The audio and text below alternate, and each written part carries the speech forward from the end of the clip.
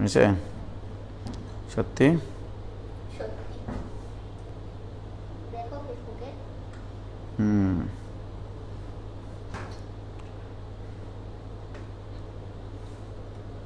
Hello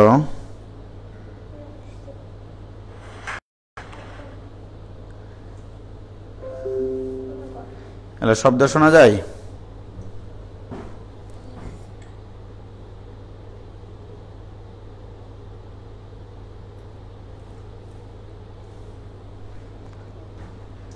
hello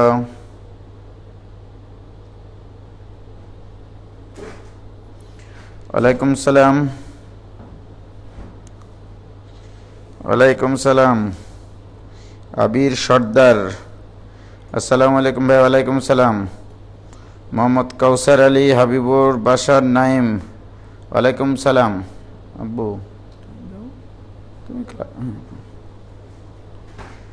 Ananya Ananya নমস্কার sir. Umme Roman Jyothi জি ভাই। ওয়ালাইকুম সালাম আফিয়া।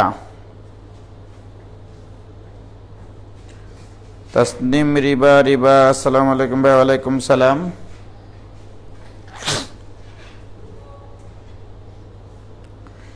তো আজকে আমরা পাবলিক গ্রুপে একটু ক্লাস করতে আসলাম। অনিক মাহমুদ ইমন স্যার শুরু করেন। অনেক কি শুরু করব? গান।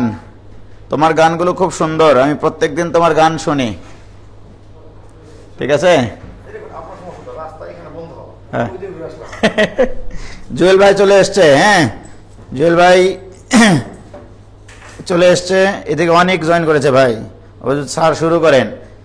আমি বলছি হ্যাঁ, বলে কি কি মানে কি শুরু করবো? গান। অনেকের গানের কণ্ঠ তো সেই। আলহামদুলিল্লাহ।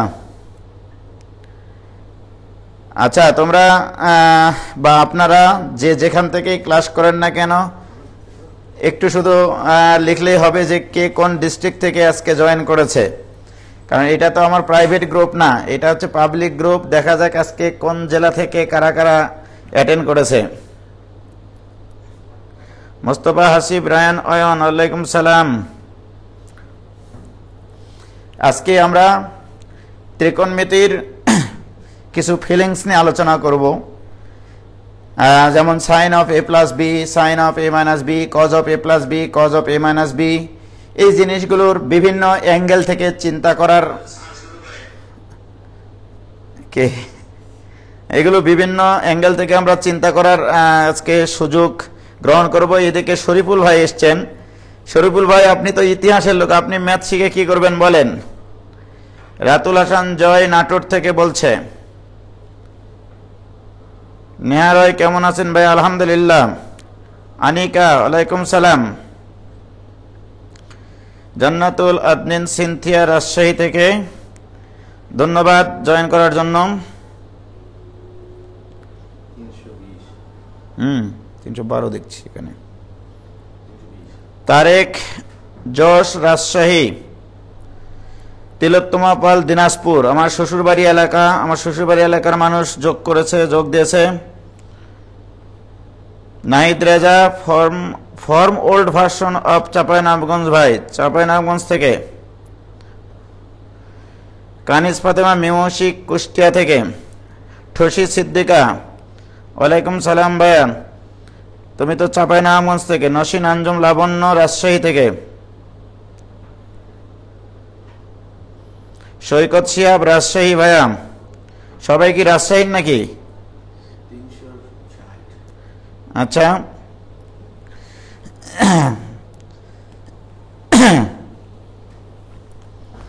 আজকে আমরা বিভিন্ন প্রকার ফিলিংস নিব আর কি, ত্রিকোণমিতির, বিশেষ করে সূত্রের আর কি। আশা করছি তোমরা প্রথম থেকে শেষ পর্যন্ত ক্লাসে থাকবা।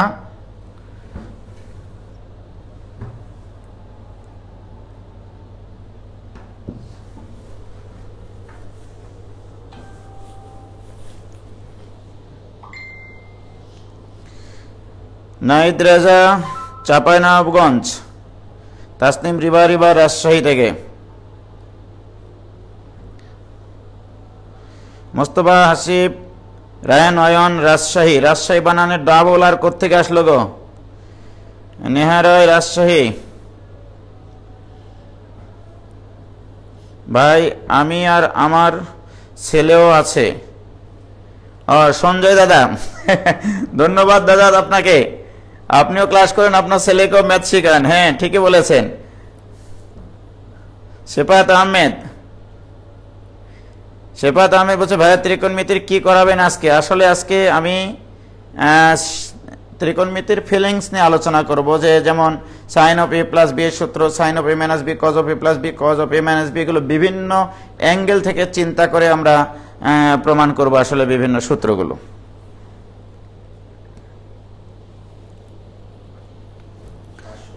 তাহলে আমরা শুরু করি নাকি জুয়েল ভাই?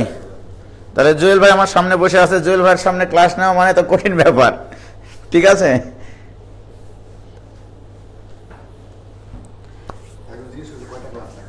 কি ত্রিকোণমিতির?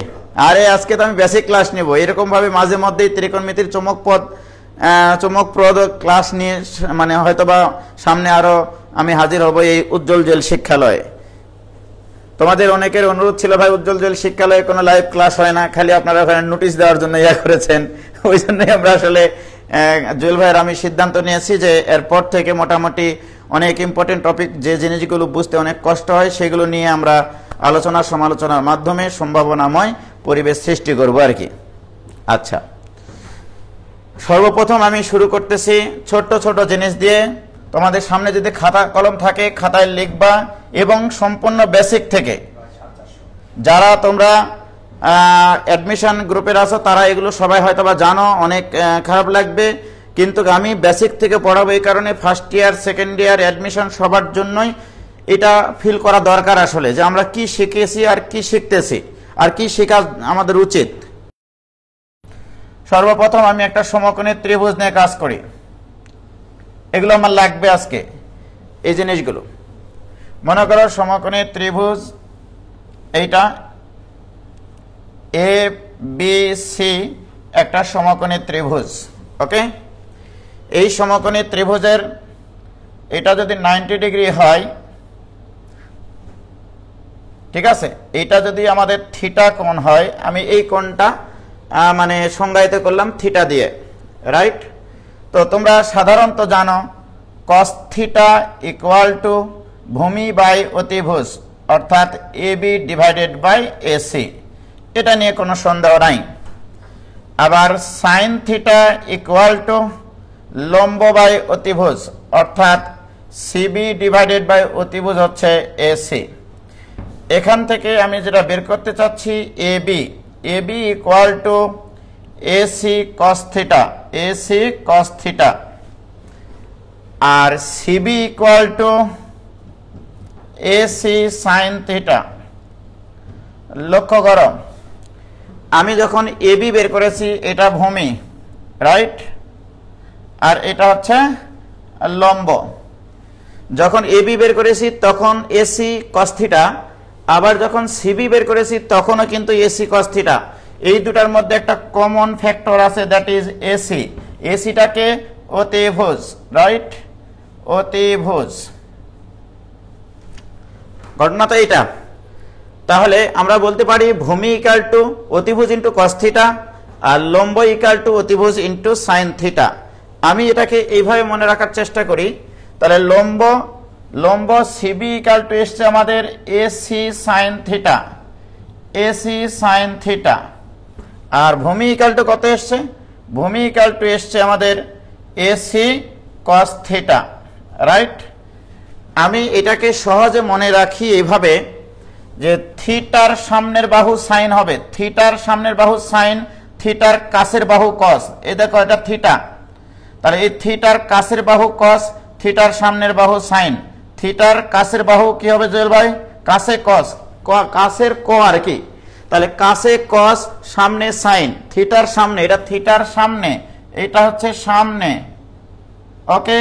আর এটা থিটার কাছে, থিটার কাছের বাহু কস, থিটার সামনের বাহু সাইন, সামনের সাইন, কাছের কস, কাছে কস সামনে সাইন, কাছে কস সামনে সাইন, এটা মনে রাখবেন।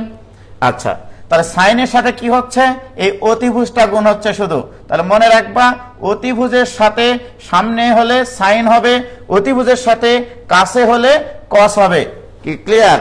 তাহলে এই ত্রিভুজটা অনেক সময় আমাদের অনেক প্রবলেম সলভ করতে গিয়ে তোমাদের চিত্রটাতে বিভিন্ন জায়গায় এই কোণটা থাকে আর কি, তখন ওই লম্ব আর ভূমি বের করতে একটু কষ্ট হয়। যেমন মনে করো আমি এরকম দিলাম, এটা মনে করো 5 দিলাম, এইটা এবার থিটা দিলাম। অনেক সময় আই ভিশনে এটাকে চিন্তা করতে অনেক সময় কষ্ট হয়, কষ্ট করার কিচ্ছু নাই। এটা যদি সমকোণী ত্রিভুজ হয়, থিটার কাছে কে সামনে কে, তাহলে এখানে তো 5 হবেই, অতিভুজ তো গুণ হবেই, অতিভুজের সাথে একটা ফ্যাক্টর গুণ হচ্ছিল, সেটা কজ আর সাইন, মনে আছে তোমাদের? তাহলে আমি আগে বলবো থিটার কাছের বাহুকে, থিটার কাছের বাহু এইটা, থিটার সামনের বাহু এইটা, তাহলে কাছে কস, তাহলে 5 কস থিটা, থিটার সামনের বাহু সাইন থিটা। আমি কি বুঝাইতে পারলাম? ক্লিয়ার? তাহলে এইটুকু বুঝতে কারোর সমস্যা হয়নি। কি ক্লিয়ার ভাইজান? কারোর সমস্যা আছে দেখো তো প্লিজ। কাছে কস সামনে সাইন, কাছে কস সামনে সাইন, এটুকু বুঝতে কি কারোর সমস্যা আছে? কারোর সমস্যা হওয়ার কথা না। এবারে আসো, তাহলে যে কোনো মুহূর্তে এগুলো তোমাদেরকে ফেস করতে হতে পারে, ফিজিক্সে বলো ম্যাথে বলো। ফিজিক্সে তো বিশেষ করে ভেক্টর চ্যাপ্টারে এটা অনেক কাজে লাগে। যেটাকে তুমি কোণ হিসেবে, মানে যেটাকে কোণ দিয়ে সংজ্ঞায়িত করবা, ওই কোণের কাছের বাহুটা সবসময় কজ হবে, তার সাথে অতিভুজ গুণ হবে, আর ওই কোণের অপোজিট বাহুটা সাইন হবে, ওর সাথে অতিভুজ গুণ হবে। আমি কি বুঝাইতে পারলাম ব্যাপারটা? ক্লিয়ার কিনা প্রিয় শিক্ষার্থী বন্ধুরা? এখন আসো, আস্তে আস্তে আমি গভীরে নিয়ে যাব তোমাদেরকে। এইটা মনে করো একটা সমকোণী ত্রিভুজ, ওকে? এটা মনে করো এ কোণ, ধরে নিলাম এটা এ কোণ, ওকে? এখন আমার প্রশ্ন, এটা যদি 1 হয়, এটা যদি 1 হয়, তাহলে এর সামনের বাহু হবে সাইন, এর কাছের বাহু হবে কস। তাহলে কোণের কাছে কস, তার মানে 1 ইন্টু কজ এ, এটা হবে কজ এ, আর সামনেরটা কি হবে 1 ইন্টু সাইন এ। এবং আমরা পড়ালেখা করি, তার মানে পিথাগোরাস যা বলেছে সেটা সঠিক বলেছে। এটাও আমরা জানি sine square A plus cos square A equal to 1। Pythagoras বলেছিলেন কোন একটা সমকোণী ত্রিভুজের অতিভুজের বর্গ হবে অপর দুইটা বাহুর বর্গের সমষ্টির সমান। কাহিনী ঠিক আছে কিনা বলো? তাহলে অতিভুজ যদি 1 হয়, তাহলে এইটা কজ এ আর এইটা সাইন এ। আমি কি বুঝাইতে পারলাম তোমাদেরকে? ক্লিয়ার ভাইজান? কোনো সমস্যা আছে? কোনো সমস্যা থাকার কথা না। এবার আসো, তাহলে এইটুকু নিয়ে কোনো ঝামেলা নাই। তাহলে যে কোনো সমকোণী ত্রিভুজের আমি লম্ব আর ভূমি লিখতে পারবো ইনশাআল্লাহ। এবার দেখো,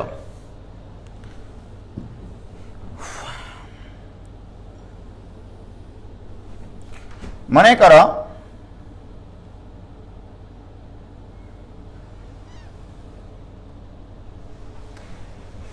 এইটার দৈর্ঘ্য হচ্ছে 1 একক, ওকে? আমি ধরে নিলাম এটার দৈর্ঘ্য হচ্ছে 1 একক। এখান থেকে এখানে 1 একক আঁকলাম এবং এখান থেকে একটা লম্ব টানলাম এর উপরে, ওকে?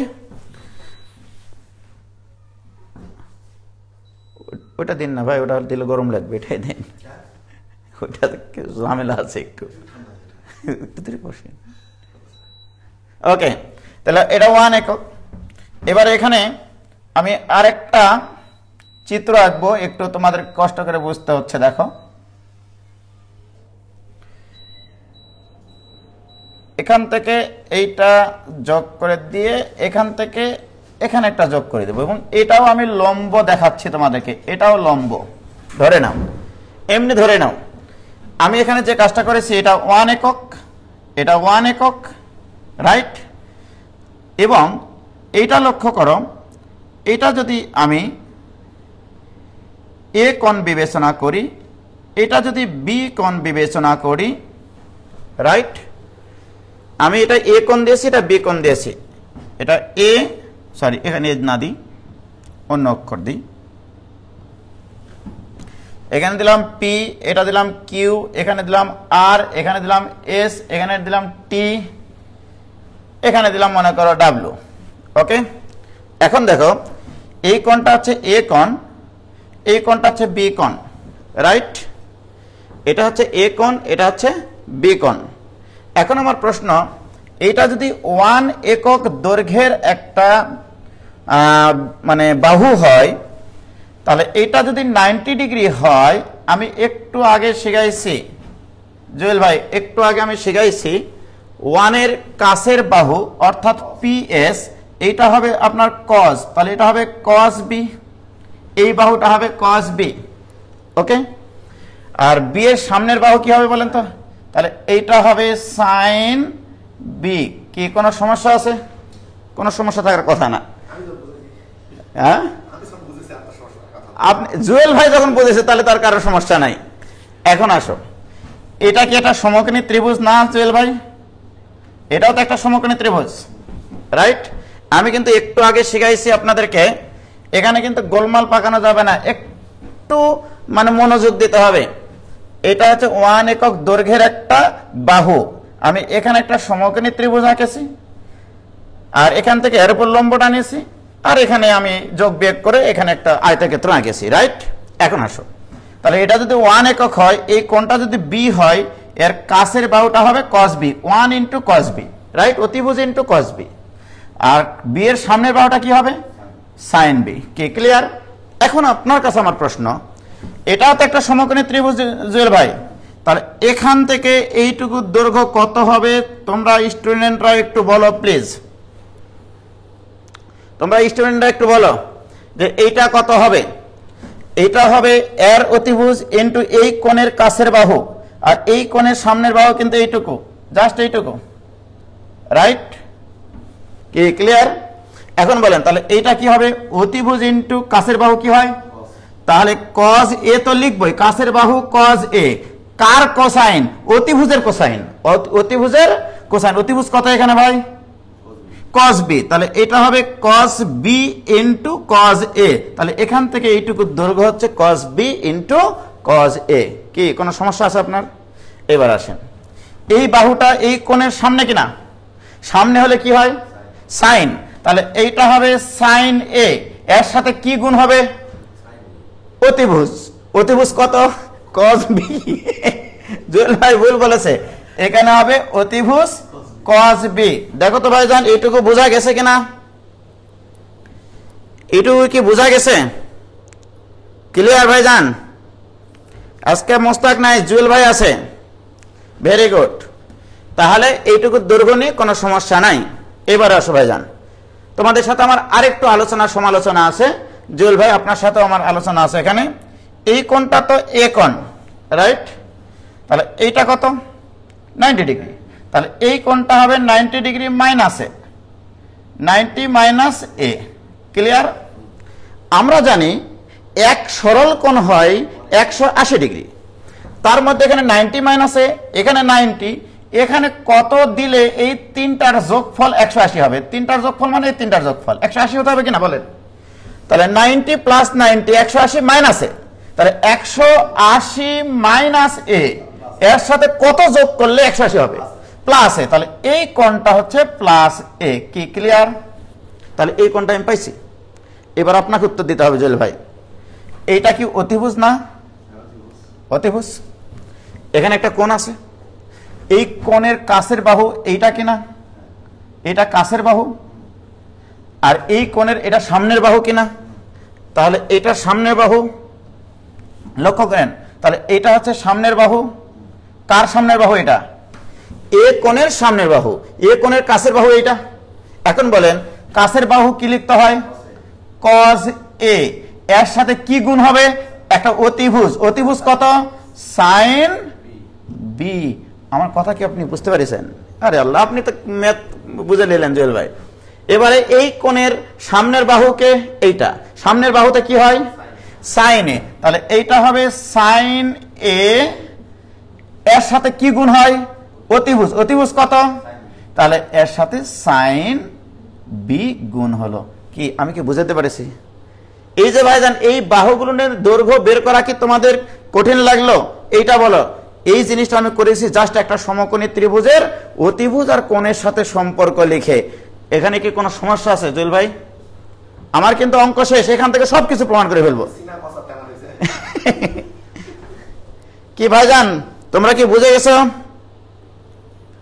বলো তো, তোমাদের কারো কি সমস্যা আছে একটু বলো। ওকে, ভেরি গুড। এবার আসেন জুয়েল ভাই।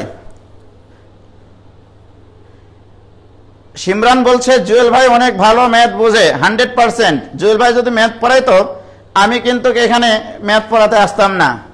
ওকে, এবার আসেন। এবার আমি অন্য কালারের একটা পেন নিয়ে একটু বোঝাতে চাচ্ছি। সেটা হচ্ছে আমি বের করতে চাই sine of A plus B এর সূত্র। Sine of A plus B. Okay, sine of A plus B এর ক্ষেত্রে লক্ষ্য করেন এ প্লাস বি কোনটা কোনটা? এই যে এখান থেকে এইটুকু কোণ, এইটুকু হচ্ছে এ প্লাস বি। তাহলে এই কোণটা যে সমকোণী ত্রিভুজের কোণ বোঝায় সেই সমকোণী ত্রিভুজের লম্ব বাই অতিভুজ হবে। আমরা জানি সাইন কোণ ইকুয়াল টু লম্ব বাই অতিভুজ, সাগরে লবণ অনেক, সাইন থিটা ইকুয়াল টু লম্ব বাই অতিভুজ। তাহলে এই কোণটা কোন সমকোণী ত্রিভুজের কোণ বোঝায়? এই সমকোণী ত্রিভুজের কোণ বোঝায়, ঠিক কিনা ভাইজান বলেন? এবারে বলেন sine of A plus B. Sine of A plus B equal to লম্ব বাই অতিভুজ। তাহলে লম্ব কত? W Q. লম্ব কত এখানে? তাহলে লম্ব equal to W Q divided by অতিভুজ কত ভাই? P W. আবার মনে করেন না ডাব্লু ডাব্লু কাটে দিব, ঠিক আছে? এখন আসেন, আপনার কাছে আমার প্রশ্ন, পি ডাব্লুর মান কত দেওয়া আছে? লেখার দরকার আছে? তাহলে দিস ইকুয়াল টু তাহলে ডাব্লু কিউ, ঠিক? এবারে বলেন এই ডাব্লু কিউ মানে এইটা, এইটা মানে এইটা। এখানে কি আছে ভাই জান? এই দুটার যোগ, এটার দৈর্ঘ্য কত বলেন তো আপনি এখানে দেখে বলেন? cos a sin b plus sorry sin a cos b plus cos a। তাহলে এই দেখেন wb মানে হচ্ছে rs প্লাস st, ঠিক কিনা? This equal two rs plus st। এবারে বলেন rs কত? একটু সাজিয়ে লিখলে sin a cos b plus cos a sin b। এটাই হচ্ছে sine of a plus b এর সূত্র। Sine of a plus b এর সূত্র কি ক্লিয়ার? জাস্ট আমরা উপাংশের একটা চিন্তা করে, সমকোণী ত্রিভুজ চিন্তা করে আমরা sine of a plus b এর সূত্র প্রমাণ করে ফেলেছি। Sine of a plus b এর সূত্র পারলে cos of a plus b এর সূত্রও পারা যাবে। এবারে যদি আমি আপনাকে জিজ্ঞাসা করি জুয়েল ভাই এই সমকোণী ত্রিভুজের cos of a plus b মানে ভূমি বাই অতিভুজ, ভূমি বাই অতিভুজ। তাই cos of a plus b এইটা ইকুয়াল টু ভূমি বাই অতিভুজ। ভূমি কত এখানে? P Q. আর অতিভুজ কত ভাই? ডাব্লিউ পি এর মান কত লেখার দরকার আছে? এবারে বলেন এই পি কিউ মানে P R minus Q R. তাহলে এইটা equal to P R minus Q R. এটা হবে কিনা বলেন? এইবারে আমাকে বলেন পি আর এর দৈর্ঘ্য কত আছে? বলেন বলেন বলেন। cos a cos b। Jewel ভাই উত্তর দিচ্ছে কিন্তু মাইনাস কিউ আর। কিউ আর এর তো এখানে নাই, এই তো sin a sin b। তাহলে minus sin a sin b। তাহলে এক ঢিলে কয় ফাঁকি মারলাম? অনেকগুলো, বহু পাখি। এটাই ফিলিংস এই চিত্রের। তাহলে cos of a plus b এর সূত্র এটা। তাহলে sin of a plus b cos of a plus b এর সূত্র তোমাদের বুঝতে আর সমস্যা আছে? বলো, কোনো সমস্যা হওয়ার কথা না। কিন্তু আমার একটা প্রশ্ন, আমি এটা প্রমাণ না করেও করতে পারতাম।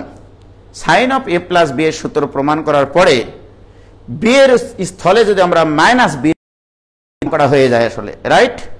এবার আসেন জুয়েল ভাই, এই জিনিসটাই আমরা আরেকভাবে যদি ফিল করতে চাই, কারণ এইটা থেকে অনেকে মনে করতেছে হিজিবিজি এগুলো কি হয়ে গেছে। আমি কিন্তু আস্তে আস্তে গেছি যখন, তখন কিন্তু সহজ লেগেছে। যখন এখানে 1 ছিল বি কোণের, আমি প্রত্যেকটা বাহুর দৈর্ঘ্য বের করে নিয়েছি সোজা হিসাব। কিভাবে বের করব? আগে 1, আগে এই বাহুটা বের করে নিয়েছি। এই বাহু বের হলে এই বাহু আর এই বাহু পাওয়া যাবে, কি ঠিক কিনা বলেন? তারপরে এই বাহুর দৈর্ঘ্য পাওয়া যাবে এই 1 থেকেই। এই বাহু জানা থাকলে এই বাহু আর এই বাহু জানা যাবে, সেটাও বের করে নিয়েছি, কোনো কষ্ট নাই, কিন্তু একটু সিরিয়ালি দেখতে হবে আর কি। এখন আসেন এই যে sine of A plus B এর সূত্র, sine A cos B plus cos A sine B, এটা যদি আমরা অন্যভাবে ফিল করতে চাই, জাস্ট ত্রিভুজের ক্ষেত্রফল সেই ছোটকালে শিখেছি আমরা হাফ ইন্টু ভূমি ইন্টু উচ্চতা, এটা কি আপনার মনে আছে? ত্রিভুজের ক্ষেত্রফল হাফ ইন্টু ভূমি ইন্টু উচ্চতা, সেইটা দিয়ে শিখবো এবার। তার আগে ছোট্ট একটা কনসেপ্ট আমি আপনাদেরকে শেখাতে চাই, এটা সঞ্জয় দাদারও কাজে লাগবে যদি সঞ্জয় দাদা ক্লাসে থাকেন। আপনি এই হচ্ছে মনে করেন একটা ত্রিভুজ, রাইট? এটা এ, এটা বি, এটা সি, এটা হচ্ছে যে কোনো একটা ত্রিভুজ। কিসের 1 একক না হলে, আমি যদি বলি ওই যে অনেক সময় জয়েল ভাই আমাদের এই বাংলাদেশের ম্যাপের ওখানে লেখা থাকে দেখবেন 500 মিটার ইকুয়াল টু 1 ইঞ্চি ধরা থাকে না? 500 মিটার ইকুয়াল টু 1 ইঞ্চি, অর্থাৎ যে মানই থাক না কেন সেটাকে 1 একক ধরে নিয়েছি আমি। আমার কথা বোঝেননি? মনে করেন 500 মিটার ধরলেন আপনি, তাতে তো আমার কোনো সমস্যা নাই, 500কে 1 ধরবো আমি, যে ওখানে যতই ধরেন না কেন অ্যান্সার একই নিয়ে আসা সম্ভব। কি ক্লিয়ার? স্কেল অনুসারে ধরা আর কি। এটা আমি মনে করেন 10,000 মিটার, আমি 10,000 মিটার দৈর্ঘ্য না নিয়ে বলবো যে 1 ইঞ্চি যদি মাপ দিই আমাদের কাগজে, সেই 1 ইঞ্চি ইকুয়াল টু 10,000 মিটার। কি? ও মাইকেল, আচ্ছা ভেরি গুড, ধন্যবাদ মাইকেল তোমাকে। আমি স্কেল অনুসারে ধরেছি ভাইয়া, ওখানে মনে করো তুমি 500 ধরো, তাও অঙ্ক সেম অ্যান্সার আসবে, ঠিক আছে?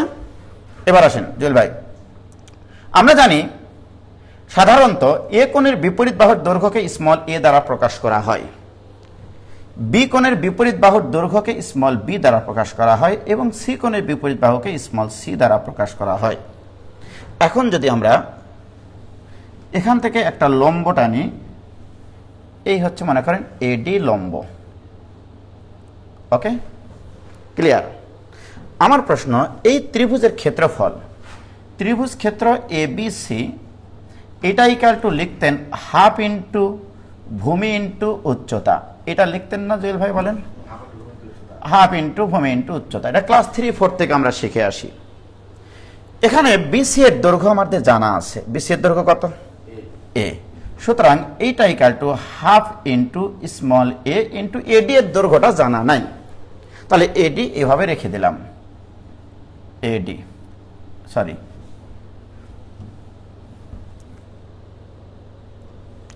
তাহলে এখানে এডি আমি রেখে দিলাম, ওকে। কিন্তু আমার তো দেওয়া আছে বাহুর দৈর্ঘ্য আর কোণগুলো দেওয়া আছে, রাইট? এখন এডি এর দৈর্ঘ্য তো আমাকে বের করতে হবে। এখন দেখেন এই এডি কে যদি আমি যে কোনো একটা অতিভুজ দিয়ে ভাগ করি, এটা তো একটা সমকোণী ত্রিভুজ, রাইট? তাহলে এডি বাই এসি করবো, এখানে half into A AD by AC, এই এসিটা অতিরিক্ত হয়ে গেল, এই জন্য এসি দ্বারা গুণ করে দিলাম। দেখো কোনো অপরাধ করেছি কিনা? কোনো অপরাধ করিনি। এখন আমার প্রশ্ন, এই এডি বাই এসি লম্ব বাই অতিভুজ, লম্ব বাই অতিভুজ মানে কি সাইন সি, তাই লম্ব বাই অতিভুজ সাইন সি, তাহলে এই কোণের সাপেক্ষে এটা লম্ব, এই কোণের সাপেক্ষে এটা অতিভুজ, তাহলে সাইন সি ইকুয়াল টু লম্ব বাই অতিভুজ, সেটাই আছে কিনা? সুতরাং আমি এটাই ইকুয়াল টু লিখতে পারি হাফ ইন্টু এ, আর এসি এর দৈর্ঘ্য কত দেওয়া আছে? Small B into sine C, অর্থাৎ আমি বলতে চাচ্ছি ত্রিভুজ ক্ষেত্র এবিসি ইকুয়াল টু এইটা, রাইট? তাহলে সহজে মনে রাখার বুদ্ধি কি? ত্রিভুজের ক্ষেত্রফল ইকুয়াল টু, যদি ভূমি আর উচ্চতা না দেওয়া থাকে, কোণগুলো যদি দেওয়া থাকে, ওকে, হাফ ইন্টু যে কোনো দুই বাহুর গুণফল ইন্টু তাদের মধ্যবর্তী কোণ, ওই দুটা বাহুর মধ্যবর্তী কোণের সাইন। তাহলে হাফ ইন্টু এবি, যদি আপনি এবি নেন তাহলে এবি এর মধ্যবর্তী কোণের সাইন নেবেন। যদি আপনি এটা না নিয়ে হাফ ইন্টু বি সি নেন, এবারে বলেন বি এবং সি এর মধ্যবর্তী কোণ কত? তাহলে এখানে লিখবো সাইন এ। আমি কি বুঝাইতে পারলাম? ক্লিয়ার? আমি যদি এখানে হাফ ইন্টু এসি নিই, এ এবং সি নিই, এদের মধ্যবর্তী কোণ কত? বি, সুতরাং এটা নিব আমি সাইন বি। কি ক্লিয়ার? এটাও কিন্তু ত্রিভুজের ক্ষেত্রফলের 3টা সূত্র হয়, বাহু এবং কোণের মাধ্যমে ত্রিভুজের ক্ষেত্রফল নির্ণয়ের সূত্র। বলো এটুকু বুঝেছো কিনা? এটুকু বুঝছো কিনা দেখো তো। ও ভাইজান তোমরা এটুকু বুঝছো কিনা? ক্লিয়ার? দেখো তো, আচ্ছা টুরু ক্লাস হ্যান ত্যান এগুলো কি? হ্যাঁ এ ভাইজান তোমরা এটুকু বুঝেছ? কই ক্লিয়ার? আমি তো দেখতে পাই না। ও আচ্ছা, ওকে, তাহলে বলেন জুয়েল ভাই এটা ক্লিয়ার? এখন আমি যদি আপনাকে প্রশ্ন করি, না না আপনাকে প্রশ্ন করব আমি, সেটা হচ্ছে এটা একটা ত্রিভুজ, এটা মনে করেন 3, এটা মনে করেন 5, এটা মনে করেন 7। ওকে, আমি বললাম এই কোণটা আপনার জানা আছে, ধরে নেন এই কোণটা মনে করেন এ কোণ বা থিটা কোণ বা এ প্লাস বি কোণ, যা ইচ্ছা তাই কোণ। আমি যদি বলি এই ত্রিভুজের ক্ষেত্রফল বলেন, ওয়াও এক্সেলেন্ট, এটার ক্ষেত্রফল হবে 1/2 into 5 into 7 into sine theta, অর্থাৎ যে কোনো দুই বাহুর গুণফল ইন্টু 1/2 এবং তাদের মধ্যবর্তী কোণের সাইন অনুপাত। কি ক্লিয়ার? এইবারে আমি sine of A plus B এর সূত্র এইটা দিয়ে প্রমাণ করব, এই ফিলিংস দিয়ে প্রমাণ করব। দেখেন এবার, দেখো ভাইজান, এই হচ্ছে একটা ত্রিভুজ, এটা হেন তেন যে কোনো ত্রিভুজ, রাইট? হেন তেন যে কোনো ত্রিভুজ, আমার এগুলো কিছু জানা নাই ধরে নেন। ওকে, এটা হচ্ছে মনে করেন পি, এটা মনে করেন কিউ, এটা মনে করেন আর ত্রিভুজ। ওকে, এখন জুয়েল ভাই এখান থেকে এর উপর একটা লম্ব টানলে মনে করেন এটা হচ্ছে ডি বিন্দু। ওকে, এবং আপনাকে আমি বললাম যে এই কোণটা আপনি দেন এ কোণ আর এইটা দেন বি কোণ, রাইট? দিতে বললাম আর কি, এটা এ কোণ এটা বি কোণ। আমি বের করতে বলেছি এই কোণের সাইন অনুপাত, এ প্লাস বি এর সাইন অনুপাত। ওকে, তাহলে এই বাহুগুলোর দৈর্ঘ্য জানা দরকার কিনা? আমি ধরে নিলাম এই বাহুর দৈর্ঘ্য এক্স, এটা ধরে নিলাম ওয়াই, এটা ধরে নিলাম স্মল এস, এটা ধরে নিলাম স্মল টি, এটা এই হাইটটাকে ধরে নিলাম এইচ, ধরে নিলাম এই বাহুগুলোর দৈর্ঘ্য এমনি ধরে নিলাম, রাইট? এখন আসেন এই গোটা ত্রিভুজের ক্ষেত্রফল, ত্রিভুজ ক্ষেত্র পি কিউ আর, যদি আমি ক্লাস 7-8 এর বাচ্চাদেরকে বলি, ওরা কি বলবে জানেন এই চিত্র থেকে? 1/2 ইন্টু ভূমি ইন্টু উচ্চতা। তাহলে 1/2 ইন্টু, এখানে ভূমি কত ভাই? কিউ আর মানে এস প্লাস, তাহলে এস প্লাস টি ইন্টু উচ্চতা কত ভাই? এইচ। তাহলে এটা কারা বলবে? 6-7 এর পোলাপান্ডা। সঞ্জয় দাদা যদি আপনি সামনে থাকেন, এটা আপনার খুব ভালো লাগবে ভাই, 9-10 এর ছেলে মেয়েদেরকে sine of A plus B বুঝাইতে আপনার খুব সুবিধা পাবেন। তাহলে পি কিউ আর এর ক্ষেত্রফল ইকুয়াল টু 1/2 ইন্টু ভূমি ইন্টু উচ্চতা। ক্লিয়ার? আমি এভাবে যদি না দিয়ে কোণ দিয়ে চিন্তা করি, আমি যদি এই কোণ দিয়ে ক্ষেত্রফল লিখতে চাই, এবার বলেন ত্রিভুজ ক্ষেত্র P Q R equal to 1/2 into এই বাহুদ্বয়ের গুণফল X Y into sine of A plus B. বলেন কিছু করেছি আমি? তাহলে এটাও পি কিউ আর এর ক্ষেত্রফল, এটাও পি কিউ আর এর ক্ষেত্রফল, দুইটা ক্ষেত্রফল কি আলাদা হবে নাকি? তাহলে আমরা বলতে পারি অতএব, তাহলে এটা ইকুয়াল টু এটা বললে 1/2 আর 1/2 তো সাফ হয়ে যাবে, ঠিক কিনা? তাহলে থাকলো আমাদের X Y into sine of A plus B equal to S plus T into H. বলেন এখানে কোনো সমস্যা আছে? আমাদের প্রয়োজন কি? আমাদের প্রয়োজন sine of A plus B.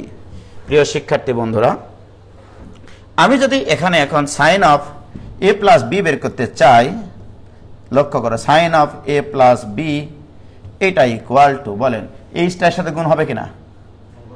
S H divided by X Y, X Y দ্বারা ভাগ হবে, plus T H by X Y. প্রিয় শিক্ষার্থী বন্ধুরা, তোমরা একটু চিত্রের দিকে তাকিয়ে দেখো, এস এর নিচে এক্স লিখলে আমি এই সমকোণী ত্রিভুজটা যদি চিন্তা করি, S by X, sorry Jewel ভাই আপনি চিন্তা করবেন, হ্যাঁ একটু সাজে লিখি, S by X into H by Y. Clear? Plus এবার আসেন T by X, T by X এর মধ্যে কি কোনো সমকোণী ত্রিভুজ আছে? তাহলে টি বাই কার সাথে সমকোণী ত্রিভুজ আছে? ওয়াই, তাহলে টি বাই ওয়াই করে আপনাকে সম্পর্ক তৈরি করতে হবে। তাহলে T by Y into H by X, এটাকে তো এটা লেখা যায়, গুণ আকারেই তো আছে। প্রিয় শিক্ষার্থী বন্ধুরা, এস বাই এক্স এই সমকোণী ত্রিভুজের আমি যদি এ কোণকে, এই যে এইটাকে কোণ হিসেবে চিন্তা করি, এইটা এই কোণটুকু কত ছিল জেল ভাই? এ কোণ। এই এ কোণের সাপেক্ষে এটা লম্ব, এই এ কোণের সাপেক্ষে এটা অতিভুজ। তার মানে এস বাই এক্স মানে এ কোণের লম্ব বাই অতিভুজ, লম্ব বাই অতিভুজ মানে সাইনে। তাহলে ইকুয়াল টু হচ্ছে আমাদের এটা মানে হচ্ছে সাইন এ ইন্টু এবার এইচ বাই ওয়াই। এইচ মানে এইটা, ওয়াই মানে এইটা। বলেন এবারে এই সমকোণী ত্রিভুজের এই কোণটা কত ভাই? বি কোণ। এই বি কোণের কাছের বাহুটা হচ্ছে ভূমি হয়, তাহলে ভূমি বাই অতিভুজ, বি কোণের কাছের বাহু ভূমি, ভূমি বাই অতিভুজ মানে কি হয়? Cos B. তাহলে this equal to cos B plus, এবারে বলেন T by Y, T by Y, তাহলে এই কোণের সাপেক্ষে এটা লম্ব, তাহলে লম্ব বাই অতিভুজ মানে sine B into H by X, H by X মানে এই কোণের সাপেক্ষে ভূমি বাই অতিভুজ, ভূমি বাই অতিভুজ মানে কজ এ, তাহলে এটা ইকুয়াল টু কজ এ। সাজিয়ে লিখলে হবে সাইন এ কজ বি প্লাস কজ এ সাইন বি। কি ক্লিয়ার? এটা sine of A plus B এর আরেকটা ফিলিংস। এটা বলেন জাস্ট আমি কি ইউজ করেছি এখানে? একটা ত্রিভুজের ক্ষেত্রফল ইউজ করেছি। একটা হচ্ছে ছোটকালের সূত্র, 6-7 সূত্র, হাফ ইন্টু ভূমি ইন্টু উচ্চতা, আরেকটা বড় কাল না, এটাও ছোটকালেরই সূত্র, এটাও তো হাফ ইন্টু ভূমি ইন্টু উচ্চতা থেকেই নিয়ে এসেছিলাম। এই যে হাফ ইন্টু ভূমি ইন্টু উচ্চতা থেকে নিয়ে এসেছি, ঠিক কিনা? কি এটা ক্লিয়ার ভাই? যান ক্লিয়ার? দেখো তো কই ক্লিয়ার লিখেছে, আমি দেখতে পাই না কেন? পূর্ণিমা হক ক্লিয়ার?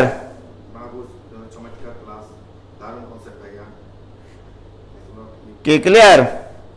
দারুণ কনসেপ্ট। ইতিমধ্যে তো পালাইছে অনেকে, 475 জন দেখলাম একটু আগে, 76 জন পালাইছে নিশ্চয়ই, 40-42 জন। আচ্ছা, এন সিপাত সমেতকার ক্লাস, দারুণ কনসেপ্ট ভাইয়া। ফৌজিয়া খানম মৌমি, রাফিউল ইসলাম অবি ওয়াও ওয়াও বলছে। কেবল তো মজা শুরু হলো, এখনো তো শুরু হয়নি আসল ক্লাস, ঠিক আছে? এবার আসো ভাইজান, আমরা এই জিনিসটাকে একটু যদি আর একটু ভিন্নভাবে ফিল করার চেষ্টা করি। ধরে নেন আপনি ভেক্টর জগতে চলে গেছেন, ম্যাথ থেকে ফিজিক্সে চলে গেছেন, রাইট?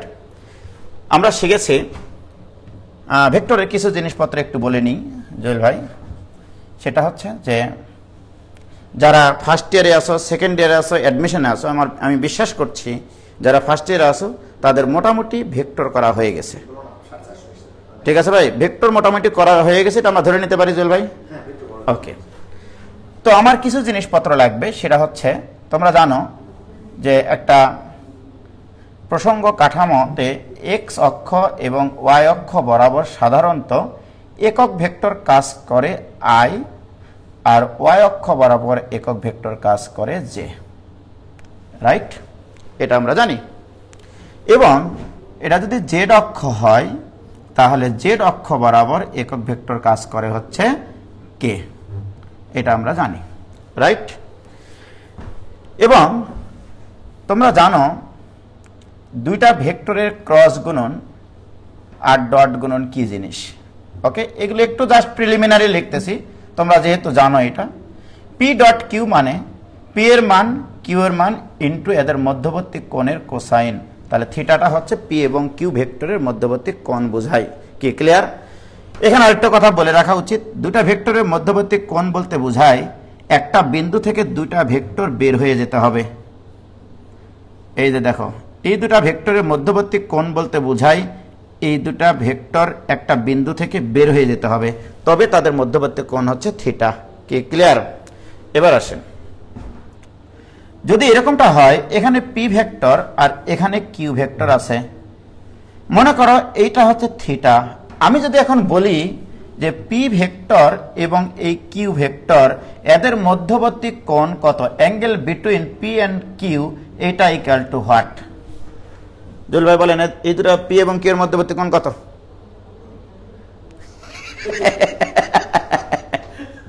পি এবং কিউ এর মধ্যবর্তী কোণ কত? থিটা। জুয়েল ভাই বলেছে থিটা, তোমরা কি বলো? আপনি উত্তর দেখেন এবার ছেলেবেলেদের। এই দুটা ভেক্টরের মধ্যবর্তী কোণ আমি বলেছিলাম যখন আপনি তখন খেয়াল করেননি, দুইটা ভেক্টরের মধ্যবর্তী কোণ বলতে বোঝায় একটা বিন্দু থেকে দুইটা ভেক্টরই বের হয়ে যেতে হবে। কিন্তু এখানে কি ঘটনা ঘটেছে, একটা বিন্দু থেকে একটা ভেক্টর বের হয়ে গেছে আর একটা ভেক্টর প্রবেশ করেছে। কি ক্লিয়ার? তাহলে দুইটা ভেক্টরকে ওই বিন্দু থেকে বের করে দিতে হবে, অথবা দুইটা ভেক্টরকে ওই বিন্দুতে আগমন ঘটাতে হবে। তাহলে এটাকে যদি আমরা এদিকে বর্ধিত করে বের করে দিই জুয়েল ভাই, এইবারে পি এবং কিউ এর মধ্যবর্তী কোণ আসলে এইটা 180 মাইনাস থিটা। তাহলে এইটা হবে আপনার 180 মাইনাস থিটা। তাহলে দুইটা ভেক্টরের মধ্যবর্তী কোণ বলতে বোঝায় একটা বিন্দু থেকে দুইটা ভেক্টরই বের হয়ে যেতে হবে, অথবা দুইটা ভেক্টর এসে ঢুকতে হবে। তাহলে ওই কোণটাই হচ্ছে এদের মধ্যবর্তী কোণ বোঝায়। ক্লিয়ার? তো যাই হোক, তাহলে পি ডট কিউ মানে পি কিউ কস থিটা, এই থিটাটা হচ্ছে পি এবং কিউ ভেক্টরদের মধ্যবর্তী কোণ। আর পি ক্রস কিউ মানে কি ভাই? P into Q sine theta হয়, তোমরা জানো, ইন্টু একটা একক ভেক্টর হয়। এই একক ভেক্টরটা কোন দিকে কাজ করে এটা তোমরা জানো। পি এবং কিউ যে তলের উপরে থাকে সেই তলের উপরে লম্ব বরাবর ক্রিয়াশীল হয়। পি এবং কিউ যে তলের উপরে থাকে সেই তলের উপর লম্ব বরাবর ক্রিয়াশীল হয়। অর্থাৎ আমি যদি বলি এই যে এই বইয়ের উপরে এই একটা কলম আছে, আরেকটা কলম, এখানে কলম দেন তো, এই যে এখানে দুটা দেন, দুইটা।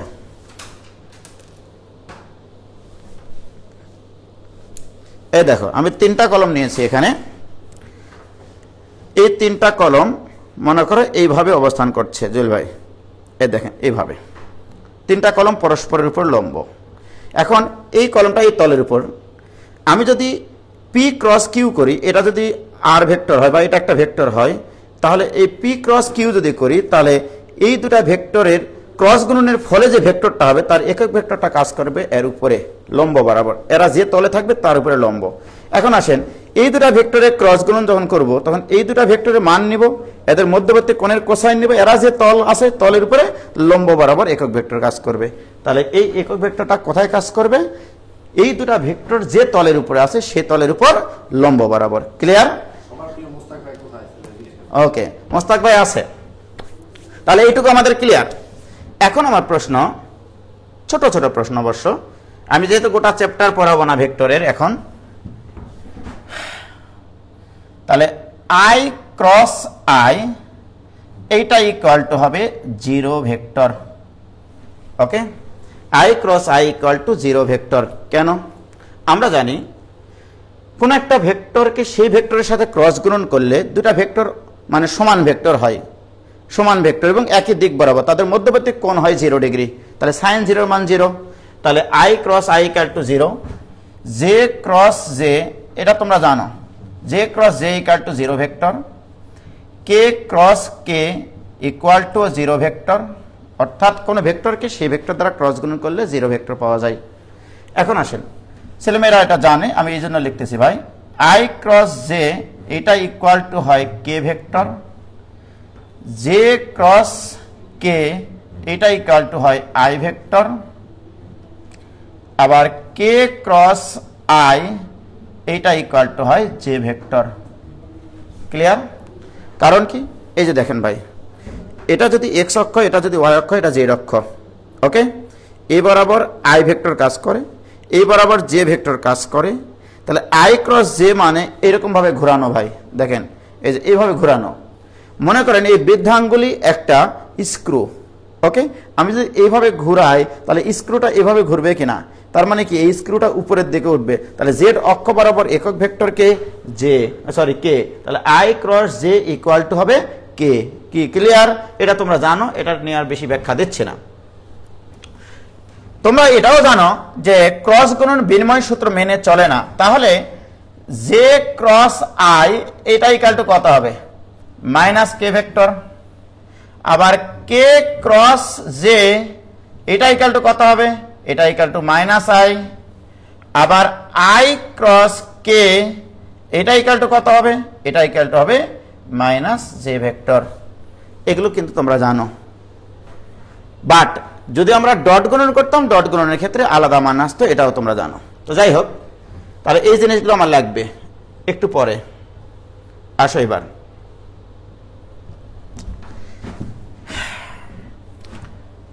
মনে করো যে এটা হচ্ছে এক্স অক্ষ, এটা হচ্ছে ওয়াই অক্ষ, রাইট? এবং এটা খুব সুন্দর একটা কনসেপ্ট। আমি এখানে এই বরাবর একটা ও এ ভেক্টর নিলাম। আচ্ছা, এ কোণ হিসেবে যেতে দিব, এখানে এ কোণ না দিই, এই বরাবর একটা ভেক্টর নিলাম এবং এর উপরিস্থিত একটা বিন্দু চিন্তা করলাম, যেটা হচ্ছে পি বিন্দু, যার হচ্ছে যেটা এখানে একক ভেক্টর। অর্থাৎ আমি বলে নিলাম পি একটি একক ভেক্টর, পি একটি একক ভেক্টর, একক ভেক্টর।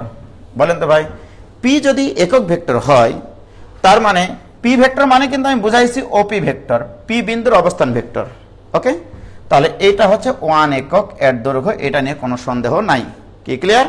পি একটা একক ভেক্টর আমি ধরে নিয়েছি কিন্তু। ওকে, অর্থাৎ পি বিন্দুর অবস্থান ভেক্টর একটা একক ভেক্টর ধরে নিলাম। এই কোণটা হচ্ছে আপনার এ কোণ। ওকে, এবং এইদিকে আরেকটা সরল রেখা আমি টানলাম, এই বরাবর একটা ভেক্টর আছে এবং এর উপরে আরেকটা বিন্দু আছে কিউ বিন্দু। ধরে নিলাম কিউ বিন্দুর অবস্থান ভেক্টরটাও একটা একক ভেক্টর, তাহলে কিউ একটি একক ভেক্টর। তার মানে ও কিউ এর মান, ও কিউ ভেক্টরের মান ইকুয়াল টু 1 আর ওপি এর মানও কিন্তু 1, তাহলে এটাও একটা 1 একক ভেক্টর। কি ক্লিয়ার জুয়েল ভাই? আমরা যখন প্রথম ভেক্টর শিখি তখন এইরকম বিষয় ছিল তোমাদের, যে এইটুকু যদি এক্স হয় এই বরাবর এই ভেক্টরটা হয় এক্স আই ভেক্টর, রাইট? আর এই দিক বরাবর এইটুকুর উচ্চতা যদি ওয়াই হয় তাহলে এই ভেক্টরটা হয় ওয়াই জে ভেক্টর, রাইট?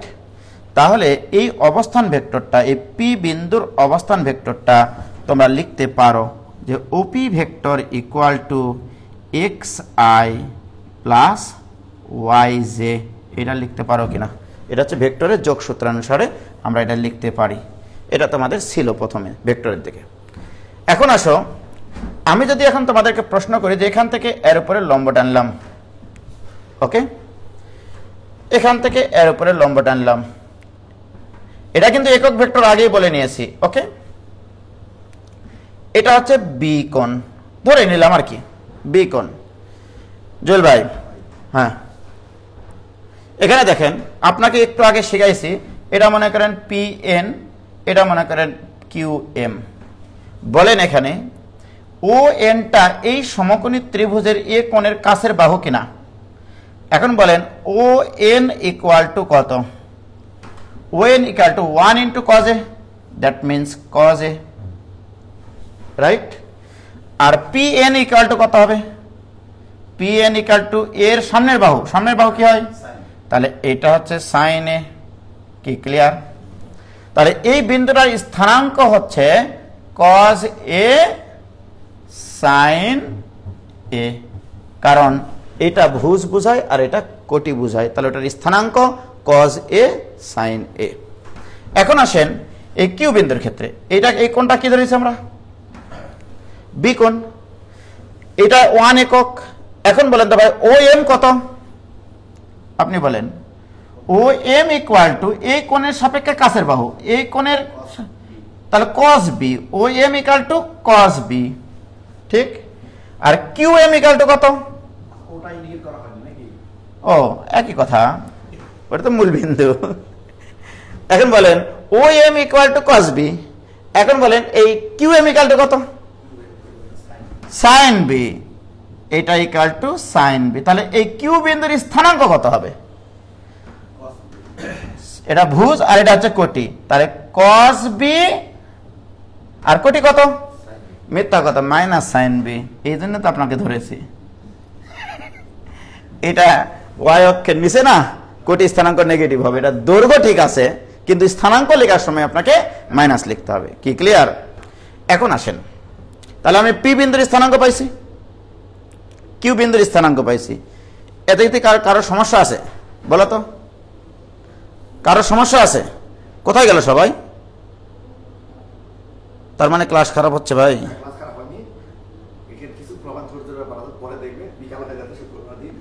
আচ্ছা, দেখো এটুকু ক্লিয়ার কিনা? শ্রাবণী মাইনাস সাইন বি, হ্যাঁ ঠিক আছে, ক্লিয়ার। সুবর্ণা খাতুন না, ক্লিয়ার হয়নি। আজকাল শুধু টুরুর লীলা খেলা। ওকে ওকে, দেখো এবার তোমরা শিখেছ যে কোন একটা বিন্দুর, মনে করো পি বিন্দুর স্থানাঙ্ক এক্স ওয়াই যদি হয়, তাহলে এর অবস্থান vector OP vector equal to হয় X I plus Y J. এটা একটু আগে আমরা শিখেছি, পি বিন্দুর স্থানাঙ্ক যদি এক্স ওয়াই হয়, তাহলে তার অবস্থান vector OP equal to x I plus Y j. এখন বলেন জুয়েল ভাই, পি বিন্দুর স্থানাঙ্ক জানেন কিনা, কিউ বিন্দুর স্থানাঙ্ক জানেন কিনা? তাহলে আমি যদি বলি পি এর অবস্থান ভেক্টর লিখেন, তাহলে OP vector equal to cos A into I. দেখেন এক্স এর সাথে আই, ওয়াই এর সাথে জে নিতে হয়। এক্স অক্ষ বরাবর একক ভেক্টর ইন্টু এক্স অক্ষ বরাবর মান, ওকে, আর প্লাস ওয়াই অক্ষ বরাবর যে কোটি স্থানাঙ্ক তার সাথে ওয়াই অক্ষ বরাবর একক ভেক্টর নিতে হবে। ওকে, এই চিত্রানুসারে ওপি ভেক্টর ইকুয়াল টু কত হবে বলেন? ওপি ভেক্টরের মানে পি বিন্দুর ভুজ কত? কজ এ ইন্টু এর সাথে গুণ হবে একক ভেক্টর আই, কারণ কজ এটা এক্স অক্ষ বরাবর, প্লাস এবারে ওয়াই কত এখানে? সাইন এ ইন্টু জে। এই হচ্ছে আপনার ওপি ভেক্টর। ওপি ভেক্টরের মান কত আগেই বলে রেখেছি, কিন্তু ওপি ভেক্টর মান 1, ওটা একটা একক ভেক্টর। এবারে বলেন ও কিউ ভেক্টরটা কত জেল ভাই? cos b ইনটু i, তারপর মাইনাস আছে এখানে একটা, তাহলে minus sin b into j। কি ক্লিয়ার? ওপি ভেক্টর পাইছি, ও কিউ ভেক্টর পাইছি। এই যে দুটো বিন্দুর অবস্থান ভেক্টর পাইলেন ওপি আর ও কিউ, আমি আপনাকে আগেই বলেছি যে আমরা ক্রস গুণন করলে সাইন পাই আর ডট গুণন করলে কস পাই। ক্লিয়ার? এখন আসেন, আমি যদি এখন এই দুটা ভেক্টরের মধ্যবর্তী কোণ কত, পি ওপি ভেক্টর এবং ও কিউ এর মোট মধ্যবর্তী কোণ কত বলেন তো? এ প্লাস বি। ওকে, আমি এখন ওপি আর ও কিউ এর মধ্যে যদি ক্রস গুণন করি, তাহলে সাইন দিয়ে সম্পর্ক নিয়ে আসতে পারবো। আর ওপি এবং ও কিউ এর ভিতরে যদি ক্রস গুণন করি, তাহলে ডট গুণন করি, তাহলে কস নিয়ে আসতে পারবো। তাহলে আমি আগে ক্রস গুণন করতেছি। এখন দেখেন, অতএব ওপি ক্রস ও কিউ ক্রস গুণন দিস ইকুয়াল টু, তাহলে এটা ক্রস এটা হবে, একবারে করতেছি। তাহলে গুণনের সূত্র কি? আমরা এটা দ্বারা এটাকে গুণ করবো, এটাকে গুণ করবো, রাইট? তাহলে এটা দিয়ে আগে এটাকে গুণ করি, তাহলে বলেন এটা গুণ করলে কি হবে?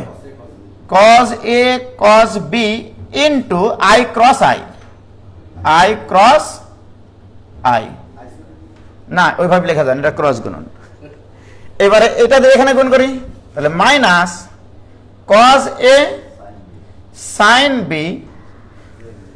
এবারে i ক্রস j, তাহলে i ক্রস j। ক্লিয়ার? দেখো এইটা দ্বারা আগে এই দুটাকে গুণ করে নিয়েছি, এবার এটা দিয়ে এটাকেও গুণ করব, এটা দিয়ে এখানেও গুণ করব, তাহলে প্লাস এটা দিয়ে যখন এখানে গুণ করব sin a cos b into j cross i into j cross i। কি ক্লিয়ার ভাইজান? এবার এটা দিয়ে যখন এখানে গুণ করব minus sin a sin b into j cross j। কি ক্লিয়ার ভাইজান? আমি কিন্তু এই জন্যই প্রথমে লেখাইছিলাম আপনাকে জুয়েল ভাই, i ক্রস i মানে 0, j ক্রস j মানে 0। কি হয়েছে? কোনো সমস্যা? কে ক্রস কে মানে 0, অর্থাৎ একই অক্ষরের সাথে ক্রস গুণন করলে 0 ভেক্টর। তাহলে এখন বলেন এটা 0 কিনা? এটা 0 ভেক্টর, এটাও 0 ভেক্টর, তাহলে এটা লেখার কোনো প্রয়োজন নাই। থাকলো আপনার মাইনাস কজ এ সাইন বি। কি ক্লিয়ার? এবারে বলেন I cross J equal to কত? এটা আমি লিখে রাখেছি I cross J equal to কত? কে। তাহলে I cross J equal to K. তাহলে আমি যদি এখানে লিখি I cross J equal to K একক ভেক্টর। কি ক্লিয়ার? এবার আসেন minus sine A cos B. বলেন জুয়েল ভাই, আই ক্রস জে যদি আমি প্লাস কে লিখি তাহলে জে ক্রস আই লিখতে হবে মাইনাস কে, কারণ আমরা জানি ক্রস গুণন বিনিময় সূত্র মেনে চলে না। তাহলে এখানে লিখতে হবে মাইনাস কে, মাইনাসে প্লাস কে এর একক ভেক্টর। কি ক্লিয়ার হয়েছে? সরি, এখানে প্লাস ছিল তো আগে থেকেই, ধর্মিয়া আগে থেকে তো প্লাস ছিল, এখানে মাইনাস হবে। ওকে, এখানে একটা মাইনাস হবে। দেখো ভাইজান, এখানে আগে থেকে প্লাস ছিল, আর জে ক্রস আই মানে মাইনাস কে, তাহলে মাইনাস আর এই প্লাসে মাইনাস, তাহলে এখানে কে এর একক ভেক্টর থাকলো। এখন আসেন ওপি ক্রস ও কিউ, এই ভেক্টর ইকুয়াল টু এইটা আসলো। এখন আমাকে বলেন আপনি ওপি ক্রস ও কিউ মানে কি? ওপি এর মান ইনটু, এবার ভেক্টরের সূত্র অ্যাপ্লাই করতেছি, ও কিউ এর মান ইনটু এদের মধ্যবর্তী কোণের সাইন, এদের মধ্যবর্তী কোণ ছিল এ প্লাস বি ইনটু, এবারে আমাকে বলেন ওপি এবং ও কিউ কোন তলের উপরে আছে? এটা আছে এক্স ওয়াই তলের উপরে, তাহলে এর উপরে লম্ব বরাবর একক ভেক্টর কাজ করবে কে। এবং লক্ষ্য করে দেখো ওপি কে ও কিউ এর দিকে ঘোরানো হয়েছে, ক্রস করানো হয়েছে। আমি এটা একটু বুঝাইনি, নলে তোমরা এটা গোলাই ফেলবা। এই যে দেখো, আমি যদি এক্স কে ওয়াই এর দিকে ঘুরাইতাম, আই কে জেড দিকে ঘুরাইতাম, তাহলে কে ভেক্টর হতো, রাইট? এবার কিন্তু ঘোরাচ্ছি পি কে কিউ এর দিকে, পি কে কিউ এর দিকে যখন ঘোরাবো তখন কিন্তু হবে মাইনাস কে ভেক্টর, একক ভেক্টরটা হবে মাইনাস কে। ওকে, তাহলে এখানে আমরা লিখবো হচ্ছে মাইনাস কে, তাহলে একক ভেক্টরটা হচ্ছে এখানে মাইনাস কে। কারণ আমরা দেখেছি পি ভেক্টর এবং কিউ ভেক্টর, অর্থাৎ ওপি ভেক্টর এবং O Q vector x Y তলের উপরে আছে, তাহলে ওদের ক্রস গুণনের ফলে প্রাপ্ত ভেক্টরটা এক্স ওয়াই তলের উপরে লম্ব বরাবর, রাইট? এবং এই ঘূর্ণনটা ঘড়ির কাঁটার দিকে যখন হয় তখন কিন্তু তোমার স্ক্রুটা ভিতরের দিকে, আমরা বলেছিলাম এরকম ভাবে, যদি স্ক্রুটা উপরের দিকে ওঠে তাহলে পজিটিভ, আর স্ক্রু এভাবে যদি ঘোরানো হয় তাহলে স্ক্রুটা নিচের দিকে নেমে যায়, তাহলে ওটা হবে মাইনাস কে। সেটাই আমি লিখেছি। সো দিস ইকুয়াল টু, এখান থেকে মাইনাস কে কমন নেওয়া যায়, মাইনাস কে ভেক্টর যদি কমন নেই তাহলে থাকে sign A cos B plus cos A sine B. কি ক্লিয়ার ভাইজান? এবারে বলো মাইনাস কে ভেক্টর আর মাইনাস কে ভেক্টর চটকে যায়, তাহলে আমাদের চটকে যায় না, এটা সহগ সমীকৃত করা হয়, মনে রাখবা ভেক্টরকে ভেক্টর দিয়ে কখনোই ভাগ করা যায় না। তাহলে এই ওপি ভেক্টর একটা একক ভেক্টর, তার মানে এটা 1, ও কিউ ভেক্টর একটা একক ভেক্টর, তার মানে এটা একটা 1, থাকলো তোমার sine of A plus B. তাহলে sine of A plus B equal to sine A cos B plus cos A sine B. কি ক্লিয়ার ভাইজান?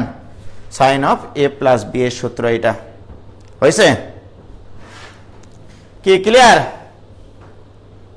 হয়েছে?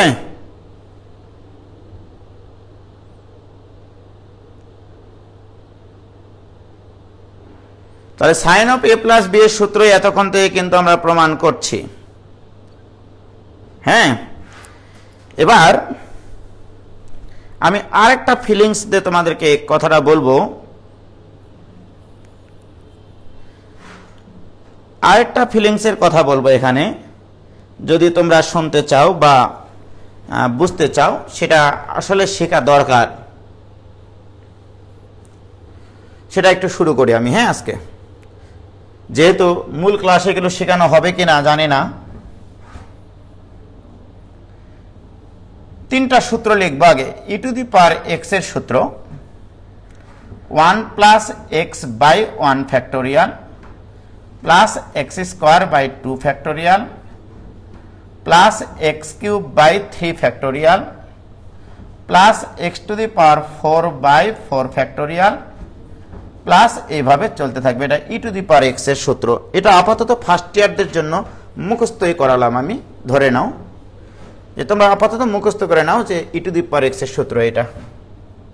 আমি গতদিন ডিফারেন্সিয়েশন করানোর সময় কয়েকটা সূত্র লিখে দিয়েছিলাম, তার মধ্যে সাইন এক্স এর একটা সূত্র আছে, x minus x cube by 3 factorial plus x to the power 5 by 5 factorial minus এভাবে চলতে থাকে। এটা সাইন এক্স এর সূত্র লিখেছিলাম।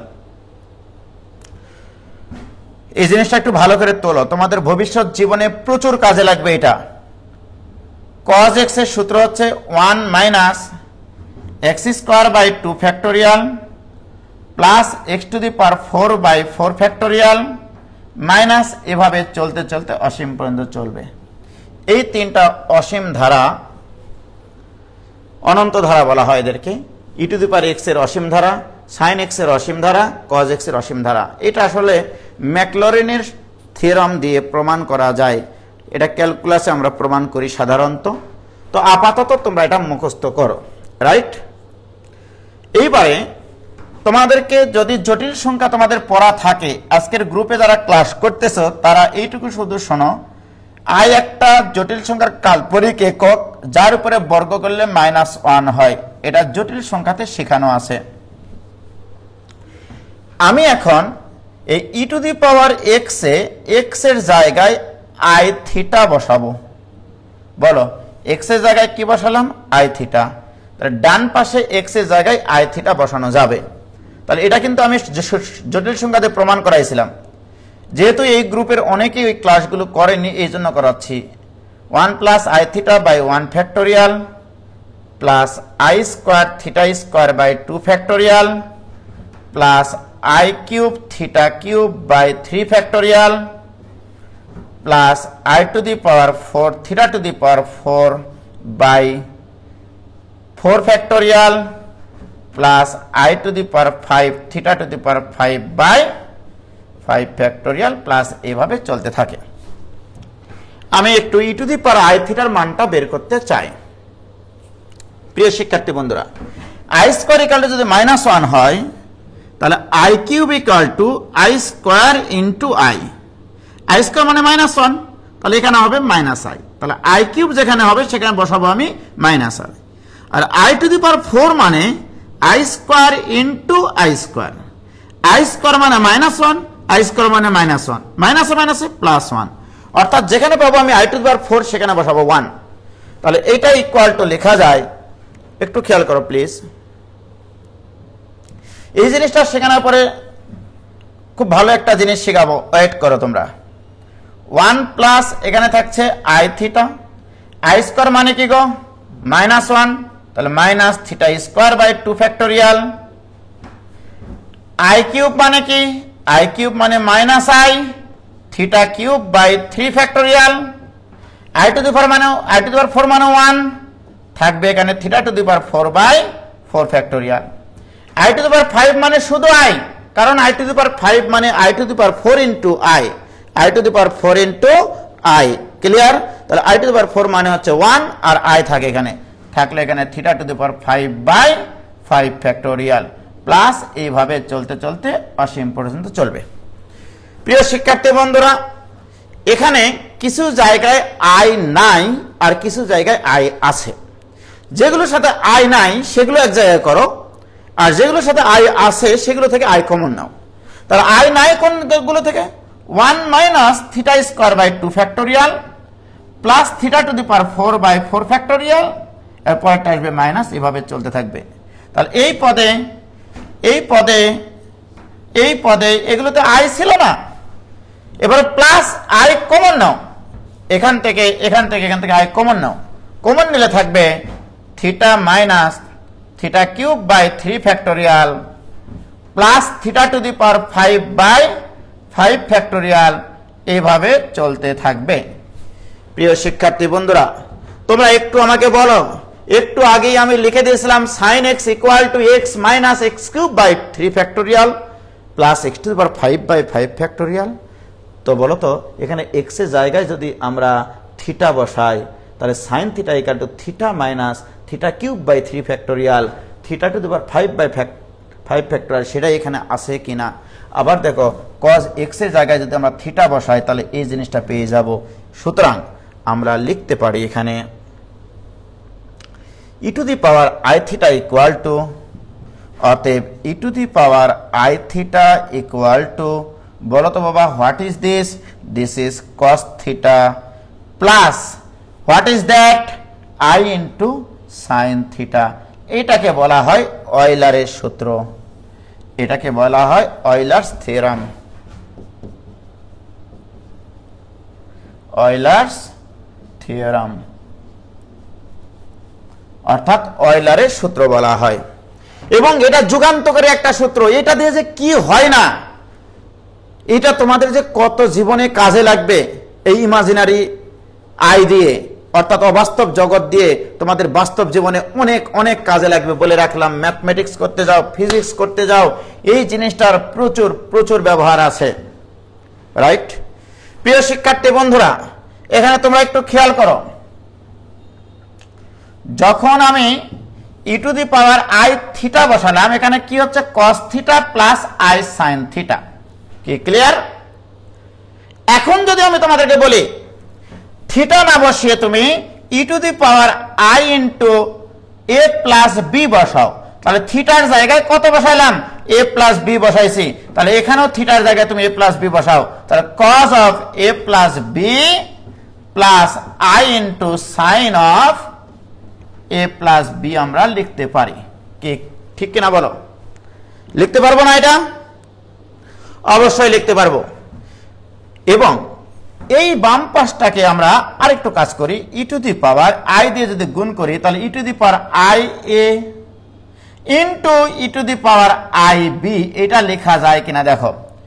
আই দ্বারা এখানে যদি ভিতরে গুণ করি তাহলে E to the power I A plus I B, সূচকের সূত্র অনুসারে এইভাবে গুণ আকারে লেখা যায়। So this equal to cos of A plus B plus I into sine of A plus B. কি ক্লিয়ার এটা?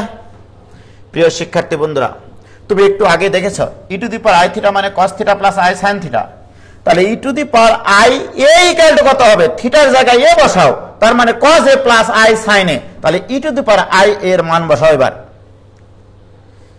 তুমি যদি এখন ই টু দি পাওয়ার আই এর মান বসাও তাহলে এটা কি বসাবা? cos a plus I into sine a. আর e to the power I b এর সূত্র কি বসাবা? cos b plus I into sine b. This equal to cos of A plus B plus I into sine of A plus B. কি clear ভাইয়ের আমার? এবারে এই দুটো উৎপাদক আমি গুণ করব, গুণ করলে cos এ দ্বারা আগে গুণ করে নিই, cos a cos b plus এটা দিয়ে একে গুণ করলে i into cos a sine B. Clear? এবার এটাতে যদি গুণ করি তাহলে i into sine a cos b sine a cos b plus এটা গুণ করলে হবে i square sine a sine B. তাহলে এটা বাম পার, এই দুটা গুণ করলে বাম পক্ষ এটা হয়, এটা ইকুয়াল টু ডান পাশে কি আছে? cos of A plus B plus I into sine of A plus B. কি ক্লিয়ার? প্রিয় শিক্ষার্থী বন্ধুরা, এবার আসো বাম পাশে যে পদে আই নাই, যে পদে আই নাই সেটা একটু দেখো। এখানে আই নাই এবং এই আই স্কয়ার মানে -1, তাহলে এখানেও কিন্তু আই নাই। তাহলে যে দুটো পদে আই নাই সেটা এক জায়গায় করো, তাহলে এটা হবে cos a cos b, i square মানে -1 প্লাসে মাইনাসে minus sine a sine b, এইটা হচ্ছে আমার বাস্তব অংশ, অর্থাৎ বাম পাশে বাস্তব অংশ এইটা। এগুলোর সাথে কোনো প্রকার আই নাই। আর যেগুলোর সাথে আই আছে এই দুটাতে আই কমন নাও। আই যদি কমন নাও তাহলে কি থাকবে, একটু সাজিয়ে লিখি, সাইন এ কজ বি প্লাস কজ এ সাইন বি। প্রিয় শিক্ষার্থী বন্ধুরা, এটা ইকুয়াল টু ডান পাশে বাস্তব অংশ কত আছে, বাস্তব অংশ আছে cos of A plus B. ডান পাশে কাল্পনিক অংশ কত আছে, ডান পাশে কাল্পনিক অংশ আছে sine of A plus B. কি ক্লিয়ার? বলো। এইবার আমি তোমাকে প্রশ্ন করলাম, দুটা জটিল সংখ্যা যদি সমান হয়, এটা আমি জটিল সংখ্যা চ্যাপ্টারে শিখাইছিলাম, দুটা জটিল সংখ্যা যদি সমান হয় তাহলে আমরা বাস্তব অংশ সমীকৃত করতে পারি, অর্থাৎ a ইকুয়াল টু x লিখতে পারি আর b ইকুয়াল টু y লিখতে পারি। একইভাবে এই বাম পাশ পুরাটাই একটা জটিল সংখ্যা, ডান পাশে একটা জটিল সংখ্যা। বাম পাশে বাস্তব অংশ এটা, ডান পাশের বাস্তব অংশ এটা। তাহলে আমরা যদি এখন বলি বাস্তব এবং কাল্পনিক অংশ সমীকৃত করব, তাহলে সমীকৃত করলে cos of a plus B equal to আমি লিখতে পারি cos a cos b minus sine a sine b। কি ক্লিয়ার ভাইজান? আর যদি আয়ের সহগ সমীকৃত করি, আমি তো এটা বাস্তব অংশ সমীকৃত করলাম, তাহলে আয়ের সহগ ডান পাশে আছে sine of A plus B, তাহলে sine of A plus B equal to, তাহলে বাম পাশে আয়ের সহগ sine A cos B plus cos A sine B. Clear? এই হচ্ছে sine of A plus B এর বিভিন্ন ফিলিংস থেকে sine of A plus B এর সূত্রের মনে করো নারী ভুরি বের করা। আসলে ওকে, আসলে আরো অনেক মেথড আছে। হ্যাঁ, আমরা ইউনিট ব্যাসার্ধের একটা সার্কেল নিয়ে প্রমাণ করতে পারি, আরো অনেকভাবে প্রমাণ করতে পারি। তো যাই হোক, ইতিমধ্যে তোমাদের বিরক্তির কারণ হয়ে গেছে হয়তোবা আমি, ঠিক আছে? হয়েছে? ক্লিয়ার ভাইজান? এনামুল হাসান ভাই রে ভাই, কি থেকে কি হইলো মাথায় বাড়ি। হয়েছে? ক্লিয়ার?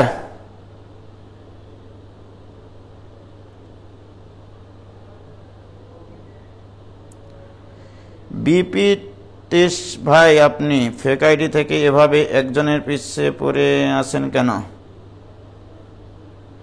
কি ক্লিয়ার ভাইজান? বলো। তোমরা একটু বুঝতে পারলেই আমার কষ্টগুলো সার্থক হয়, ঠিক আছে? আসলে এই বিভিন্ন জিনিসগুলো নিয়ে চিন্তা ভাবনা করার জন্য তো সময় লাগে আসলে, ঠিক আছে? যে কোথা থেকে আসে। সবচাইতে মজার ছিল আজকের পড়ানোর ভিতরে আমাদের ওই যে ত্রিভুজের ক্ষেত্রফল দিয়ে sine of A plus B এর সূত্র কিভাবে প্রমাণ করা যায়। রাইট? হয়েছে? প্রমাণ নাকি ইতিহাস রচনা? এগুলো হচ্ছে ইতিহাস রচনা ভাই। ওকে, তাহলে শোনো ভাইজান, আমি sine of A plus B এর সূত্রের প্রমাণ করলাম এতক্ষণ থেকে। Sine of A plus B এর ফিলিংস কি, sine of A plus B কি করে আসে, আরো গুণীজনরা কি ভাবে sine of A plus b প্রমাণ করে, এগুলো আমি আলোচনা করলাম। আসলে প্রত্যেকটা জিনিসেরই মনে করো ইতিহাস আছে। এগুলো নিয়ে মানুষ যুগের পর যুগ তাদের জীবন ধ্বংস করে দিয়েছে। মনে করো তাদের জীবন থেকে শুরু করে মনে করো শেষ পর্যন্ত, শিশু বয়স থেকে শুরু করে কৈশোর, তারপরে হচ্ছে বৃদ্ধ বয়স পর্যন্ত তারা এগুলো নিয়ে চিন্তা করতে করতে ম্যাথের প্রতি ভালোবাসা দেখিয়ে নিজেদের প্রতি ভালোবাসার কথা ভুলেই যায় তারা। তো যাই হোক, তোমরাও এগুলো নিয়ে একটু চিন্তা করতে শেখো। আমার শুধু এটুকু করানোর উদ্দেশ্য হচ্ছে তোমাদের ভিতরে কিউরিসিটি বাড়ানো, ঠিক আছে? কিউরিসিটি বাড়ানো যে একটা জিনিসকে কতভাবে চিন্তা করা যায়, ঠিক আছে? এই চিন্তা শক্তিটা বাড়ানো আমার উদ্দেশ্য, ঠিক আছে? আমি জানি না আজকের ক্লাস আমারও অতটা নিতে খুব স্বাচ্ছন্দ্য বোধ করিনি আমি, আরও সুন্দরভাবে উপস্থাপনা হওয়া উচিত ছিল, ঠিক আছে, আরো গোছালো উপস্থাপনা হওয়া উচিত ছিল। আসলে এগুলো করতে গেলে জানো, এগুলোর পিছনে যত কিছু জিনিসপত্র দেখানো হয়েছে ওগুলো সম্পর্কে ক্লিয়ার ধারণা না থাকলে একটু এগুলো বুঝতে কষ্ট হবে। যেমন ভেক্টরের ক্রস গুণন ডট গুণন সম্পর্কে ক্লিয়ার ধারণা না থাকলে আমি ভেক্টর দিয়ে যে প্রমাণটা করালাম সেটা তোমাদের জন্য একটু কষ্টকর হতে পারে। ঠিক আছে, আবার যেমন দেখো এই অয়লারের সূত্র দিয়ে প্রমাণ করলাম, এখানেও একটা মজার বিষয়, কত সুন্দর মজার বিষয়। তোমরা আরেকটা জিনিস চিন্তা করো, এখান থেকে আমরা আরো কত কিছু প্রমাণ করতে পারি রে ভাইজান। সেগুলো হচ্ছে এরকম যে E to the power I theta মানে তো আমরা শিখলাম cos theta plus I sine theta, right? এটা শিখলাম না? আমি যদি এখানে E to the power I theta না দিয়ে E to the power I N theta দিতাম, তাহলে এইটা ইকুয়াল টু লিখতাম cos N theta plus I sine N theta. এটা লিখতাম ভাই জানো, কারণ থিটার জায়গায় আমি বসাইছি এন থিটা। আমি যদি এখন তোমাদেরকে প্রশ্ন করি, যে E to the power I two theta বের করো, তাহলে ডেফিনেটলি তুমি এখানে লিখতা I to the power cos two theta plus cos two theta plus I into sine two theta. এটা লিখতা কিনা বলো? এটা লিখতা কিনা এটা আমাকে বলো শুধু। প্রিয় শিক্ষার্থী বন্ধুরা, তোমরা একটু খেয়াল করো, তাহলে cos two theta plus I into sine two theta, এই জিনিসটাকে লেখা যায় E to the power I theta এই পুরাটার উপরে স্কোয়ার। দেখো E to the power I two theta মানে এইটা মানে আবার E to the power I theta মানে আবার cos theta plus I sine theta এর উপরে স্কোয়ার। বলো তো তোমরা একটু আমাকে, এ প্লাস বি হোল স্কয়ারের সূত্র তোমরা জানো কিনা? যারা এ প্লাস বি হোল স্কয়ারের সূত্র এখানে জানে আর আই স্কয়ার ইকুয়াল টু -1 জানে, তারা অনেক কিছু জানে এখানে। লক্ষ্য করো ভাইজান, আমি যদি এখানে লিখি এখন A plus B whole square equal to A square plus 2 into A into B মানে I sine theta plus B square মানে I square sine square theta. বলো এবার, এটা কজ স্কয়ার থিটা, এটা একটা বাস্তব সংখ্যা, বাস্তব মান। আই স্কয়ার মানে -1 থাকলে হচ্ছে minus sine square theta plus I into 2 sine theta cos theta. এটা লেখা যায় কিনা বলো? আমি কি পাইলাম এতক্ষণ থেকে? Cos 2 theta plus I into sine 2 theta পাইলাম। দেখো কোত্থেকে কোথায় নিয়ে আসলাম, E to the power I 2 theta থেকে আমি এতদূর পর্যন্ত আগে এসেছি। প্রিয় শিক্ষার্থী বন্ধুরা, এবারে বলো, এটাও একটা জটিল সংখ্যা, এটাও একটা জটিল সংখ্যা। দুটা জটিল সংখ্যা যদি সমান হয়, তার বাস্তব অংশ সমান হয়, কাল্পনিক অংশ সমান হবে। তাহলে বাস্তব অংশ কত? cos 2 theta. তাহলে cos 2 theta equal to cos square theta minus sin square theta. এটাই তোমরা সারাদিন মুখস্থ করো যে cos 2 থিটা মানে cos square theta minus sin square theta. আর sin 2 থিটা অর্থাৎ আয়ের সহগ sin 2 থিটা ইকুয়াল টু, এখানে আয়ের সহগ হচ্ছে 2 sin থিটা cos থিটা। এটা sin 2 থিটার সূত্র। এগুলো লাগবে আমার, ক্যালকুলাস শুরু করেছি না, এগুলো আমার লাগবে। cos 2 theta equal to cos square theta minus sin square theta, আর sin 2 থিটা মানে 2 sin থিটা cos থিটা। কি ভাইজান ক্লিয়ার হয়েছে? বলো ক্লিয়ার কিনা? তো যাই হোক, আমি এরকম ভাবে এই গ্রুপে, উজ্জ্বল জেল শিক্ষালয় গ্রুপে আরো কিছু ত্রিকোণমিতিক ক্লাস নিতেই থাকবো, এরকম প্যারাময় ক্লাস আর কি, তোমাদেরকে প্যারা দিব। ঠিক আছে? প্যারা মানে আমি সাইন টুয়াইস এর সূত্র এখন প্রমাণ করালাম এইভাবে 2 sin a cos a, কিন্তু আমি এটাতে বিশ্বাসী না। এগুলো তো একটা অ্যানালিটিক্যাল প্রমাণ, বাট জিওমেট্রিক্যালি sin 2a কি বোঝায়, কোথা থেকে এটা আসে, সেটার প্রমাণটা কেমন হবে? যে sin 2a চিত্র থেকে আমি দেখব যে sin 2a ইকুয়াল টু আসে 2 sin a cos a, এটা আমরা একদিন দেখব। ঠিক আছে? ক্লিয়ার ভাইজান? হয়েছে?